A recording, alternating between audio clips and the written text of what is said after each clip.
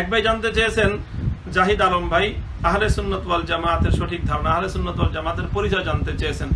আহলুস সুন্নাতি ওয়াল জামাআ এই শব্দের মধ্যেই মূলত আহলুস সুন্নাহ ওয়াল জামাতের পরিচয় লুকিয়ে রয়েছে। আহলুস সুন্নাতি ওয়াল জামাআ, জামাআ মানে হলো জামাআতুস সাহাবা, অর্থাৎ যারা তাদের জীবন চলার পদ্ধতি হিসেবে দুটি বিষয়কে মানদণ্ড হিসেবে গ্রহণ করে। এক নম্বর হলো আল্লাহ রসুলের আদর্শ। রসুলের আদর্শ মানে হলো কোরআন এবং হাদিস। কোরআন হাদিসের মাধ্যমে যে আদর্শগুলো বর্ণিত হয়েছে সেটিরই সামষ্টিক নাম হলো সুন্নাহ। তো একসাথে কোরআন সুন্নাহ তথা কোরআন হাদিস, রসুল সাল্লাল্লাহু আলাইহি ওয়াসাল্লামের জীবন আদর্শের অনুসারী হবে তারা, এবং সেই সঙ্গে তারা হযরতে সাহাবায়ে কেরাম, রসুল সাল্লাল্লাহু আলাইহি ওয়াসাল্লাম যাদেরকে উম্মতের সামনে মডেল হিসেবে উপস্থাপন করেছেন সেই সাহাবায়ে কেরামের সম্মিলিত আদর্শের অনুসারী হবেন।